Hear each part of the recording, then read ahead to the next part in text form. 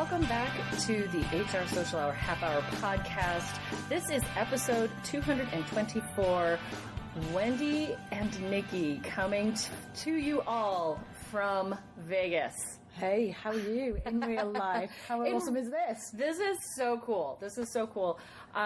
So y'all, you're listening. If you're expecting to hear John's voice, please don't turn it off because John's not here, unfortunately. I am here, and Nicky was kind enough to invite me to the Unleash conference here in Las Vegas. Nicky, it has been over 3 years since I've been to an in-person conference. It was October 2019.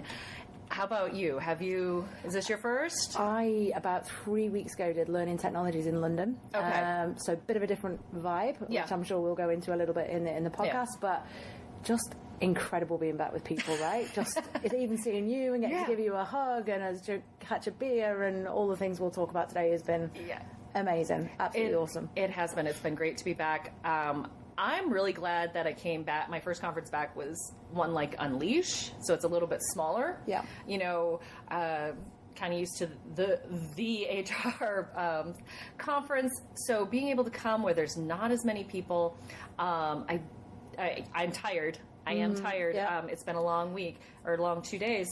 But being able to come back and interact with people and, like you said, see people and hug them and just get that dopamine rush of that in-person, that connection. So super happy that we are here and able to connect. And I love that I'm standing John.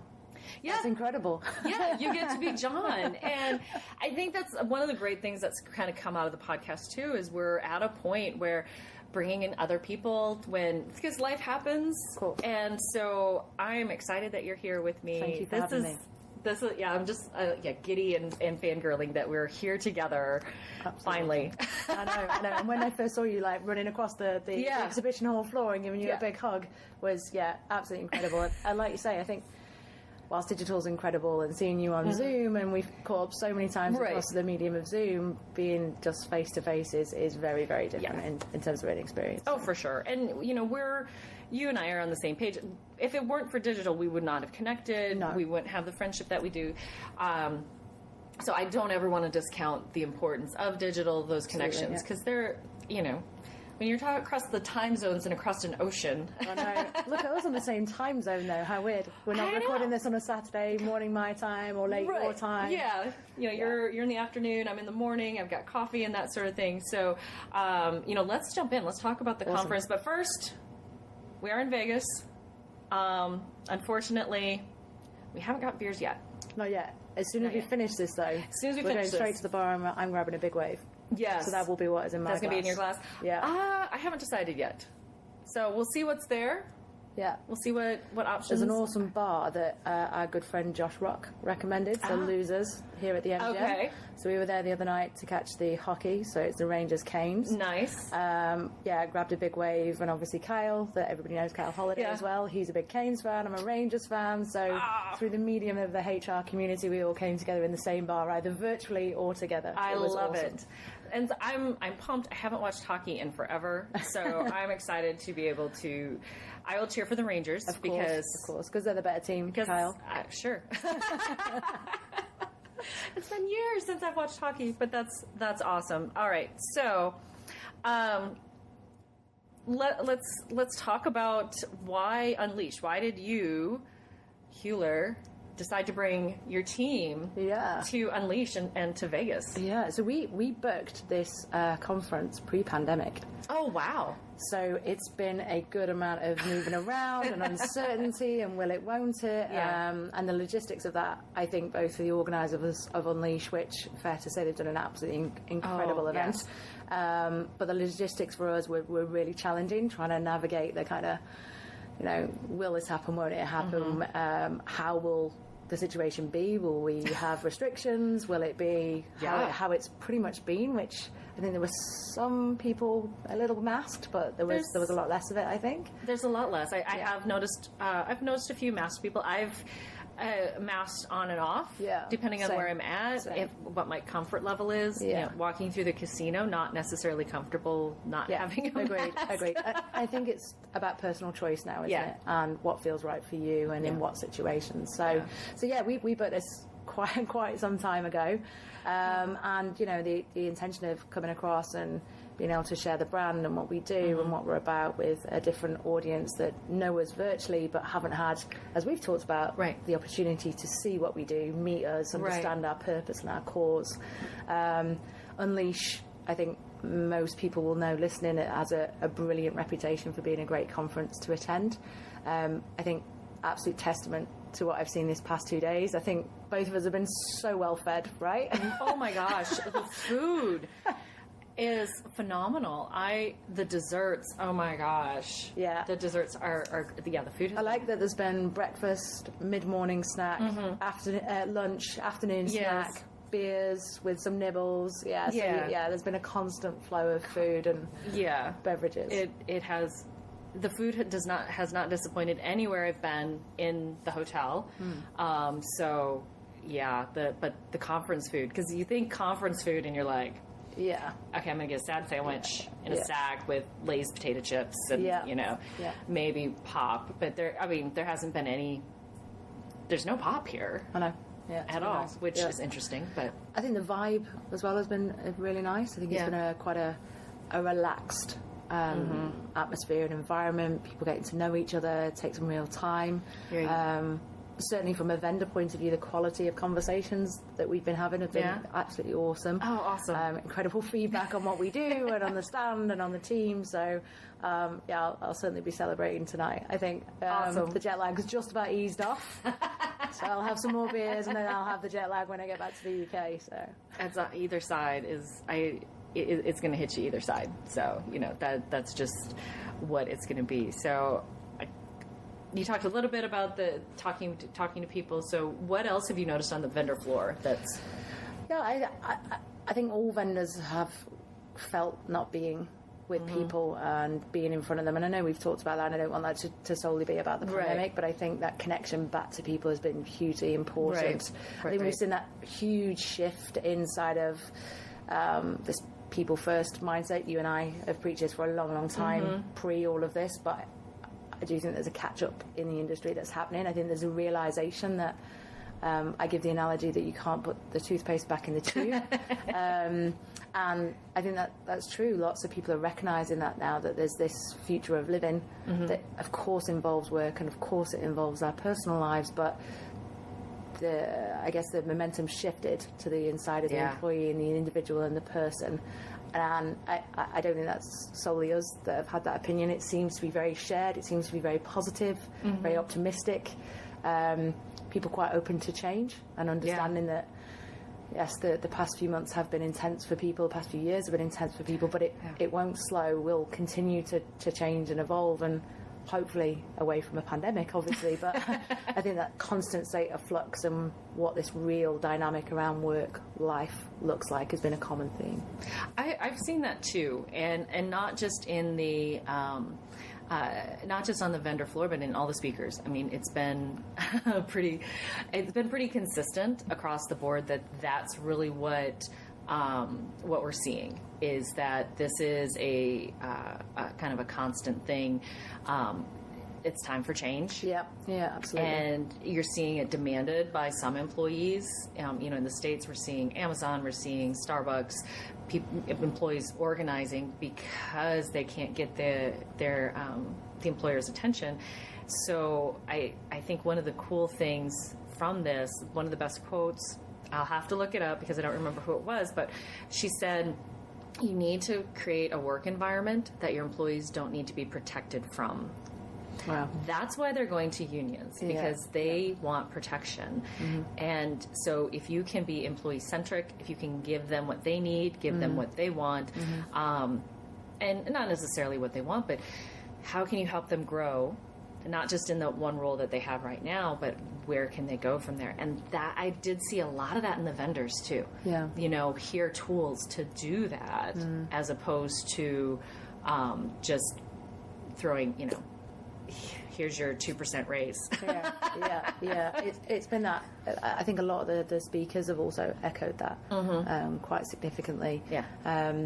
I think that from an Unleashed point of view as well, the speakers have been, I think, pretty great. I've only managed to catch snippets, but I agreed with that. All of that theme. It's been pretty consistent from everywhere, which is nice to see the trend and the changes actually come in fruition. That this isn't just a kind of we'll do it now, but I think that realization of we need to be flexible.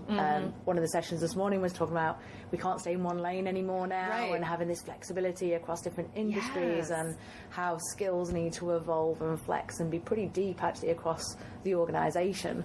So there's been a lot of common themes there. That's it's just been awesome to get to see. Right. Well, and that flexibility for the employees, you know, not just with their personal life, but in their work environment for you, and how can you help them grow to be the employee, because it's not a linear path anymore, and it never was. Let's be honest about that. It's just that's what we showed employees, and so now being able to help an employee find where they can grow and thrive.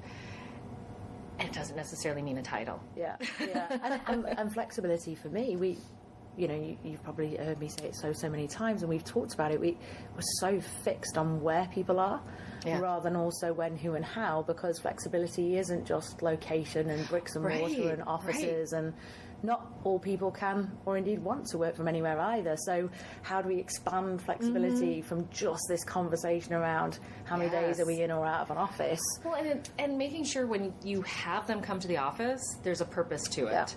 I'm pretty sure it was PepsiCo. Their presentation was, we want hybrid, we want people to come into the office, but we don't want them to come into the office to answer emails. Sit on Teams or sit on Zoom. Right? So let's have purpose when you're coming into the office. And I loved that. I think that moving out of the pandemic, having to work at home during a pandemic versus flexible, intentional, and purposeful, designed work is very different, right?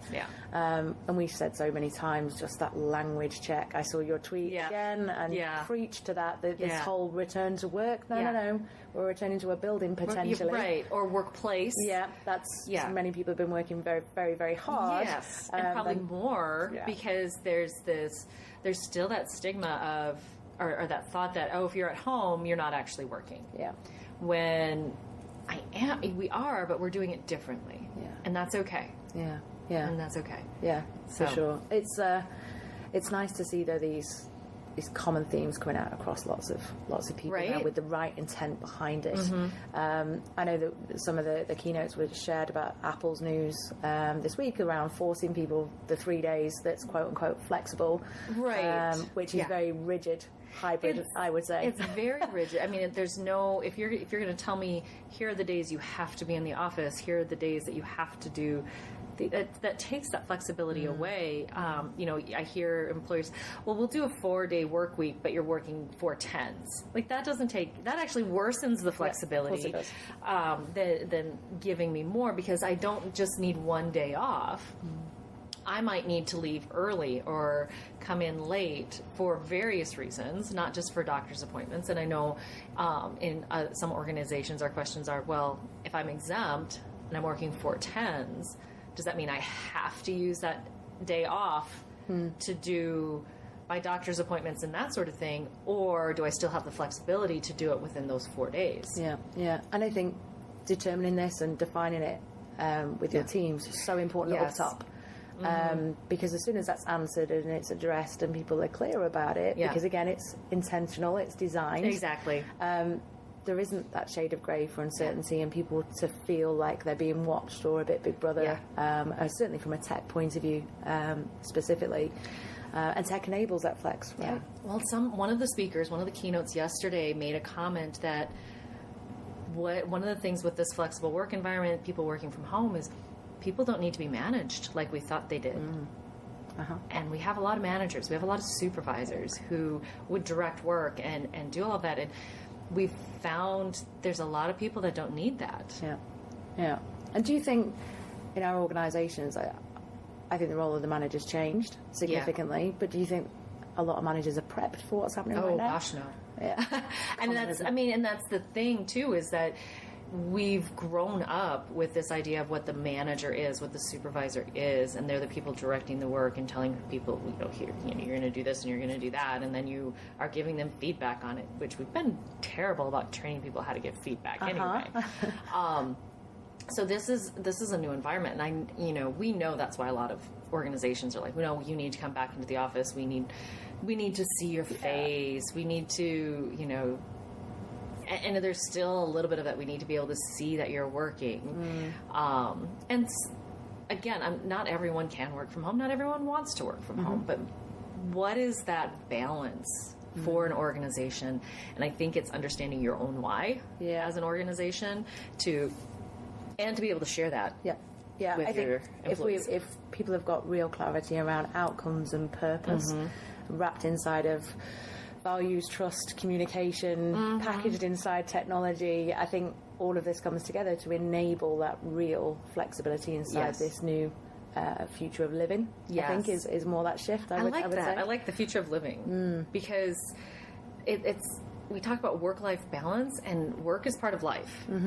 They're not separate. It's I don't know what it is, your private versus your public, or how we should redefine it. Again, talking about words matter, language matters, how we, and so talking about work-life balance, because that's the term. I think that really, we wanted those hard lines in the past between the two, and they're not. They never were. We tried. People have reevaluated that now as well, right? They've gone, actually, what matters to me? What do I need and want inside of that work-life sort of shift? And exactly. This whole concept of great resignation, people aren't resigning and then just, going and being a yogi and not working. They're going somewhere else where they're seen, and it's intentional, and they're seen as an individual. So I've certainly seen those themes. What about you, though, from a delegate point of view? What you've probably spoken to more vendors than me, right? And seen more sessions. I did. So it's again, we're seeing a lot of that. How can we do what we're doing but do it better?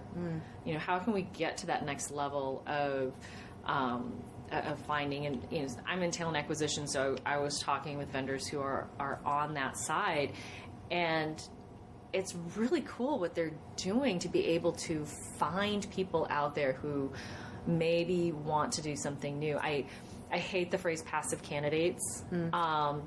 Because I don't think anyone's passive about it. If the right job comes along, if the right opportunity comes along, most people are probably going to take it. So how do we find those people? How do we get who we are out in front of them? How do we reconnect with past candidates? Because we all have these electronic file cabinets. Let's be honest, that's an ATS. It's an electronic file cabinet full of candidates that we can't find and we can't get out. So there are vendors out there, there are people out there now that are building tools to do that, to go and find candidates for you, to do that sourcing that as humans we don't have the capacity to do that. We don't have the capacity to, do those Boolean, links of here's all the phrases that you need to use. And, but how can you go out and find those people and bring them into your organization in ways that don't feel intrusive, in ways that are building relationships and building that experience? And this is so important, isn't it, from that whole employee experience that we talk about, and as you know, very close to my heart for obvious reasons. But that starts way before an onboard, right the way through to offboarding, and the importance of just recognising that it isn't just during this one period of time that an employee is with you. Oh, exactly. And the more and more you're starting to see this shift to actually how do we connect with our people in the same way we would with our customers. How we meeting them where they're at, how we A/B testing stuff, doing different ways to communicate with them, understanding that they're an individual, they're unique, they're not just this one size fits all. And to your point, I think tech really helps with that a lot of the time. And there's some incredible vendors doing some really awesome stuff in that space. Really great stuff. Saw some great stuff on working with increasing your diversity within your candidate pool, and different kinds of masking. Because when we think about masking your candidates to help not eliminate, but get rid of some of that bias, you know, you're thinking, oh, we're going to mask the address, we're going to mask the name so they can't tell. But they're out there, let's mask the school, let's mask the previous employers so you can't infer things on that. And let's look at the diversity in a different way. What organizations are they in? So without someone clicking a box to say they're Asian or male, female, whatever, you can infer things from, are we getting people from diverse groups, from what groups are they interested in? What groups do they participate in? What of our ERGs are they interested in participating? So I can make educated guesses on what my diversity looks like based on what groups have they been in and what groups are they a part of. So finding that balance too of what should I mask, what shouldn't I mask, who gets access to what information, all of that fun stuff. But I think that there's some really great things happening. And the other thing that I'm seeing too is vendors are pushing more for employers to come back with, what do you want? What problem are you trying to solve? Don't just go and get something because it's shiny and new.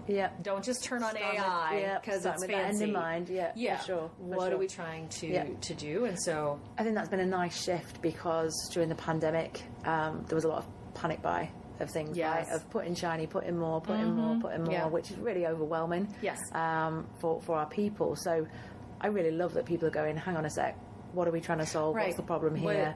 How do we stay agile to some of the changes that the business might go through, but really think through where we are right now? And again, presentation today, to be at a place on that change curve where you're doing that far too late and you're not thinking ahead. I think that's some of the shift that we've started to see, a little bit of people trying to forward plan a little bit more. So they're thinking 3 or 4 steps ahead, rather than, okay, here's what's next. Not just being solely reactive all the time. How do we try to sort of foresee a little bit of that change? Look at that future. Also understand that there'll be more and more and more change, and communicating that really regularly. And that's the other thing too, is communication. We have to be better. We have to do it a lot. A lot. So, any other thoughts on the conference? I think just generally the way that it was put together, the mix of individuals that were here, that certainly some of the sizes of companies and the brands, all of the challenges that we've spoken about are common, right? There's nobody that's going, hey, we've got all of this sorted, we're absolutely steaming ahead, and we're forging everybody's path for them, and look at us, because we're all kind of figuring out parts of it along the way. So that's been nice to see. Also, along the people we've had conversations with, that commonality, I think. I agree. That's awesome. All right, so our final question, because we're in Vegas. Favorite karaoke song? Oh, this is a really tricky one. A really tricky one. I think I'd go with something like, I don't know, Alanis Morissette, Ironic, or something like that. I can't sing, but when I've had a few beers, I think I can sing. Ooh. So there's a high possibility that later tonight you might catch me with a microphone in my hand. Who knows? How about you? That would be fun. I haven't actually done karaoke in ages, but the last time I did it, there's a group of us, and we did Love Shack. Oh, nice. Which is fun. Very nice. Each loads person, of people can join in. People can join in. There's different parts to play. Very and nice. So, that was a lot of fun. And so I think that would be a fun one to do. I don't know that, is that the song for me? I don't know. But I love a bit of Love Shack as well. It's a good Love song. Shack. It's really a good song. It's a fun song. It's a fun song. All right. So, Nicky, thank you again so much for joining me here. Happy to have you. So, and thank you to Hewler as well, which is you. But being here, inviting me along, it's been so awesome. So, for our listeners who don't know you, there can't be that many, how can they find you? How can they find Hewler? They can connect with me. I'm the Nicky H on most platforms, Nicky Hoyland. You can follow us from Hula at hula.io. All of our socials are on there too.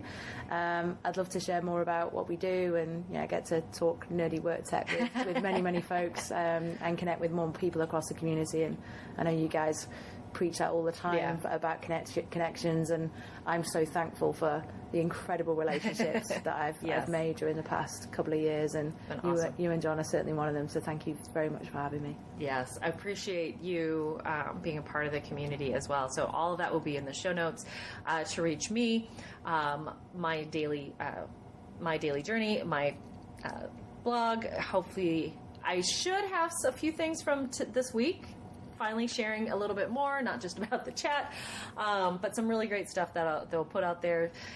Be sure to join the Twitter chats the second and fourth Sunday of each month, 7 p.m. Eastern time, or whenever you can. Yeah, I catch up on a Monday. Yeah. I catch up on a Monday morning with a coffee. Yep. That's the way I roll. I love it because there's some mornings that I'm up early and Nikki is up in her time zone, and we are chatting about the questions from the night before. So that is awesome. I love that too. And be sure to follow John as well. He is also on Twitter, LinkedIn, all of that good stuff. Also, when you are done listening to this episode, please share it with your network. Tell people to listen, rate, review, follow us, like us, whatever it is on any platform. We're on pretty much every single podcast platform out there now. So I hope that you are all doing that. Share your favorite episodes. Connect with us. Nikki, thank you again. You're so excited to have you. Thank you for having me. Yes. And now it's time for a beer. Yeah, let's go. All right. So for the HR Social Hour half-hour podcast, this is Wendy for John, telling you all to remember to, I'm not going to be able to do it because John's not here. I can't do my closing. Yeah. So, hey, you know what? That's all right. Connect, give back, be with one another. We are a community. Join us all. Y'all have a great day.